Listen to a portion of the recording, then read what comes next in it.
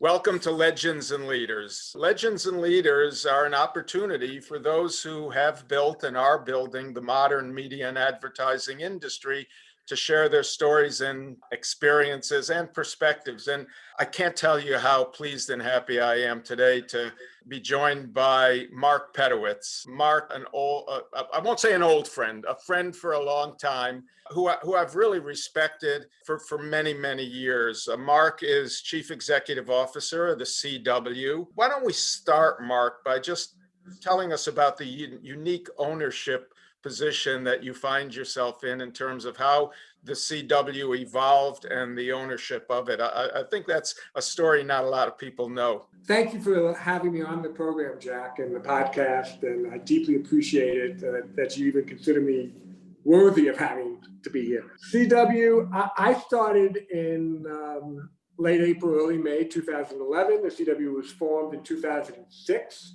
A combination of the old UPN and WB. When they merged, they went out and cleared a market. It's probably the last broadcast network ever to be created, and it probably will be the last broadcast network ever to be created. I joined them in a time and place when they were being hammered a little bit for their programming being teenage influenced. Though they had a massive hit of Gossip Girl and Vampire Diaries. We then spent the next 10 years changing somewhat the direction and yet coming full circle, thanks to Riverdale, back to high school programming, which was considered a risk when we decided to do that 4 or 5 years ago.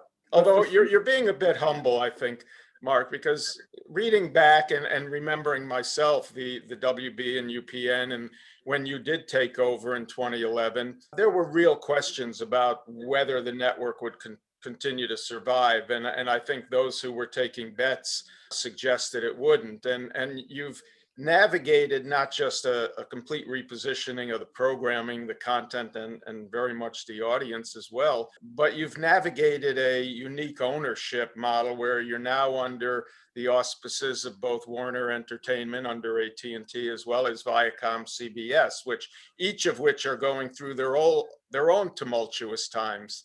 So I'd have to wonder, Mark, what your realities are today as you look back at the history of having navigated through this period, what you see going forward, not only for yourself, for CW, but just for the reality of how the industry is constructed today. Well, luckily the CW being what it has always been, which is adaptive. And we took a strength, unfortunately, wish we had stations, so we weren't tied by the need to be authenticated, which we took a lot of heat for. Because when we were not authenticated, we went direct to consumer and AdVod on digital, and have successfully built a tremendous AdVod digital play, which requires the backbone of our broadcast partners, our affiliates. And just recently in one of the negotiations we're having with one of the station groups, that was commended, that what we thought back in 11, 12, and 13 were very short-sighted decisions, including Netflix, which I have to give credit to the board at that time, who actually implemented that, to how we built CWTV.com and CW Seed, that our digital AdVod is second to none. We're best in class. Because of that, and because of how we fit in the ecosystem of the two parent companies, now being WarnerMedia through AT&T, as well as through ViacomCBS, and how often my board has changed, we still fit in the ecosystem in such a way that our ability to launch shows, not necessarily sometimes on linear, but through the combined efforts, because we have been way ahead of the curve in terms of how we sold this through the sales team. Through the combined efforts, we create a very, very marketable product for the off markets, whether the off markets be HBO Max or Netflix or international or whatever that is, that our shows are very well received because of the audience base that we bring in and the marketing and the promotion that we talk about the shows. And we made choices back in 12 or 13, Jack, you and I have talked about this in the past, where we were so female-centric. I came into the company, the audience demographic was 70% female, 30% male. We're the most balanced platform in the business. I think Nate will give you the exact numbers. Last one I saw was 51-49, female to male. That had to do with the fact that we made a hard choice to take a look at what the CW was. We did a very thorough deep dive back in 11, 12, and we discovered that our roots were tied to UPN and WB. What worked for them was genre shows, superhero shows. And luckily, Greg Berlanti came in with Mark Guggenheim and team with Peter Roth to deliver Arrow to us, which was no sure shot in those days. Because in those days, when Arrow premiered, there was not one superhero show on any platform. Credit to everybody who built this huge universe to it. That said, we kept tweaking, and we got lucky with Jane the Virgin and Crazy Ex-Girlfriend and Flash, and lucky. I give credit to the development team, but we continued to build out from that basis. You had a question. Well, you mentioned Jane the Virgin, so I've got to go to the fact that you had a couple shows that were nominated and even won Golden Globe Awards, but unless I'm mistaken, has a CW show been nominated for or won an Emmy Award? We've been nominated for Craft Awards with the Emmys. We have never been nominated for an actual Emmy in any of the major categories. Why Jane the Virgin, Crazy Ex-Girlfriend, or many of our superhero shows never were considered? I have been pretty clear. Nate's going to make you fix this. I've been come to the conclusion that there is a bias within the Academy for CW shows. And I think my predecessor way back when at the WB, one of them, I think Jordan Levin once said he thought there was a bias at the Academy for WB shows. But I've come to the conclusion there's a bias, particularly during the time that we had Jane and Crazy X on. There are a lot of parallels in terms of the superhero shows. But because I've known you as long as I have to go back to the days when you were at ABC and you had your hand in great series like Lost and Desperate Housewives and Grey's Anatomy. So as you look back at those shows, many of which were both huge award winners as well as snubbed by the Academy, how do you tie your experience back then and what you were doing then to what the goals are and objectives are for programmers as you look to the future? And I put that in the context of the last final season of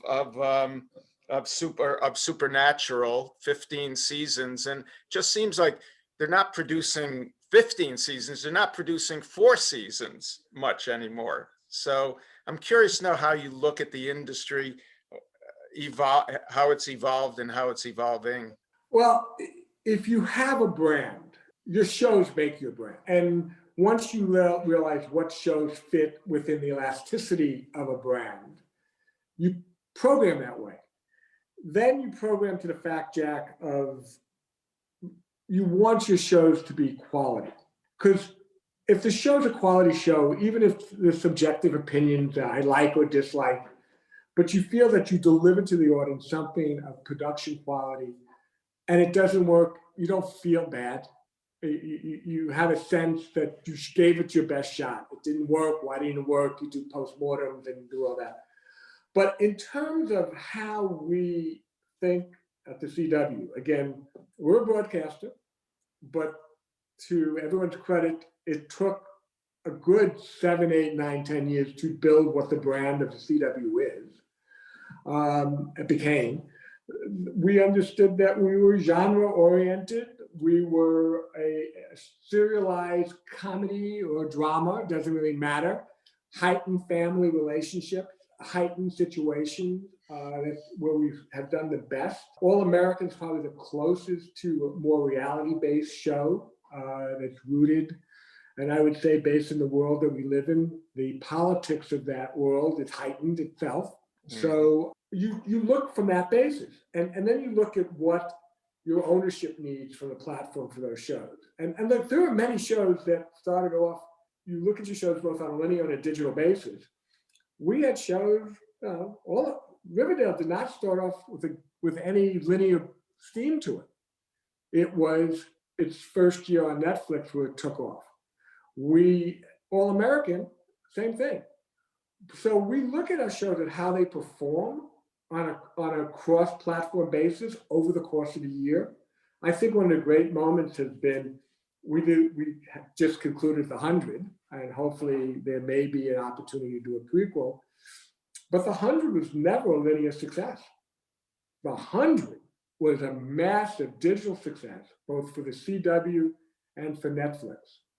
So you learn that there's more avenue. The toughest part going forward, and hopefully the HBO Max ownership of the shows going there and the newer shows will be better for us long term, is we could never get Netflix to cross-market with us.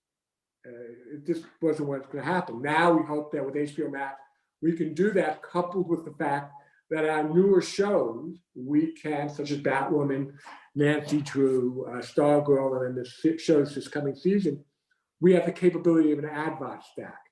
And then we built out CW Seed with Rick Haskins and his digital team to act as a development place. And then we realized that if we added library product to it, we could get more girth, provided that the library product fit in the elasticity of the brand. Right. And one of our big hits on Seed right now is the return of 90210. So again, we look at these things and we will open up, again, this is not a CW show, but it could have been a CW show. The cult hit Lost Girls will come on CWC next month. So we look at both apps to promote back into the mothership and the mothership to drive the apps. And that's something you've been doing for a while. And again, you kind of were at the forefront of even the idea of that model. But I want to take you back again to the early days of your career. Your first job was what? My first job, there were very few people left, was I started reviewing documents for the FinCEN antitrust suit that the government had against the three networks. Wow. Now you're a lawyer, you're an attorney, you have a law degree. I am an attorney. I'm an attorney in good standing. I pay my dues. And I take the accredited courses. So I started there. I worked for Universal reviewing their documents. A lot of people don't know when you say FinCEN, they don't necessarily know in our audience that's financial syndication rules. It prevented the networks from owning programming that they were distributing, and all of that is broken down today. But do you see any parallels to that experience in what's going on with antitrust today? Yes, you're beginning to see these giant streaming services take the place of what used to be the old broadcast networks. And I've now noticed the terms and conditions that these streaming services ask for their content make what was people considered arduous and odious from broadcast networks look kind. So it is shocking how far that has gone. But I started there. I then went to a company called Alan Landsberg Productions, where I worked on shows such as That's Incredible, In Search of, Amazing Animals, Those Amazing Animals, Kate and Allie, Give Me a Break, wow. Love Kate. A ton of made-for-TV movies. Alan Landsberg and Howard Lipstone, I thank them for helping me start truly my career after doing that. And then I went in 1987 to MGM Television and had the privilege of working with the very legendary David Gerber and spent 4 years there. Talk to me about David Gerber. Tell me a little about David Gerber and what he was like to work with. David was, I give David a lot of credit for making me a stronger executive than I ever could have been, primarily because he broke you down and he built you up if he felt that you were worthy of it. David was a legendary, I think he's in the Broadcast Hall of Fame, as well as in the Academy Hall of Fame. David produced shows and owned shows, Policewoman, Police Story. He did the famous George Washington limited series way back when. David was a legend in his own right. He was a character in his own right. But David truly was the great salesman. Mm-hmm. I am not a great salesman. He made me into a much better executive. It was painful. It was the old school way of doing it, but which today I don't think anyone can do anymore. But it was what it was. I worked for him for 4 years, and at MGM we had great success with 2 big shows, 30-something, and In the Heat of the Night. In that period of time, 30-something, by the way, is one of my top 5 all-time shows in terms of having been in a relationship, a marriage, kids, where I felt that every episode I was watching my own life. Marshall and Ed would say the same thing to you. That was their life. There was no question about it. So I had the privilege of doing that. And then because FinCEN was financial syndication rules were starting to probably go away, and MGM went into involuntary bankruptcy. This is the famous Giancarlo Peretti era, where in 4 years I had 5 chairmen and about 4 different owners. And David and I kept looking at each other. So you're kind of accustomed to what you're dealing with right now. I am very good at chaos. I actually understand how to operate through chaos. You just got to pick your shot. I went, and ABC was interested. I have to thank Bob Iger and Ron Sunderland. They were looking for someone who had studio experience because they thought that the syndication rules would go away. FinCEN rules would go away. I had it. They were great to be with. I had to learn differently. The pace of a broadcast network was different than the pace of a TV studio. Mm-hmm. So one's a buyer, one's a seller. If you're selling, you're servicing that sale. If you're buying, sometimes people forget to service the buy. So you learn how to do that. But I give Bob great credit, and I thank him for hiring me. I was there for 18 and a half years. You know, like all corporations, you eventually run into a buzzsaw. Had great success at the studio, had great success. At BA, I was privileged that Bob and Ann Sweeney asked me to lead the negotiation to something that did change the industry, which was the first deal for electronic sell-through with Apple. That was a big deal. That was a huge that was, by the way, that was only 15 and a half years ago. That was in the fall of 2005. That's quite a feather in your cap there, to have done that. That's a big deal. So that was a privilege, but again, you know, that and having created, you know, with Warner's actually was the test case. We did perpetual licensing. We did long-term licensing. People were screaming about that. How dare the networks do that? But that also changed a lot of the business, and it was supported. And that a lot of that it was with Michael Eisner, who I worked with, was very big on that. He asked me to go see if that was doable. I said, if you give me 2 years, I can probably get it done. Michael would probably confirm that story with him, because Michael wanted it done immediately, and I said you'll be out of business. And we did it, and we actually ended up doing it. So that aspect, those are big things, and you know, there was a lot of other things I did in my career at those places, but those were the 2 bigger ones in terms. And the long-term deals were negotiated with Jana Winograd, who's now over with me, who's now over at Showtime, and it's Barry Meyer and Bruce Rosenblum and Craig Hunnings. So that was in the mid-90s, late mid-90s. And as you know, I think, if I'm not mistaken, you're the longest standing broadcast network president. Well, it depends on how you look at it. If my title hadn't changed, that might be true. Actually, I think Brandon is. Brandon lasted, I think, it was 10 years. I will hit the 10-year mark this year in late April or May. I'm not quite sure if I'm really the longest serving broadcast person or last man standing. I'm not quite sure which way that looks these days. So as you look at the workforce now, young people coming into the business, young people in the business who are looking to grow their careers, and there's so much emphasis and focus on data and on impressions. And you've been talking throughout this conversation about brands and brand equity. So what's your advice to that next generation of young people who aspire to lead a company like yours? Passion. Learn the business. We're a business of apprenticeship. You have to learn the business. You cannot bullshit your way through the business. Do you think that's true? Now, I'm sorry to interrupt, but I've got to ask, because of your perspective from the studio West Coast business, and I've had an opportunity, as you know, to build produce a number of shows and have some experience out there. But most of my experience is here in the advertising side and sales side of the business. Do you think what you just said about passion and knowing the business is as true for the ad sales and side as the programming and production side? It depends on the situation.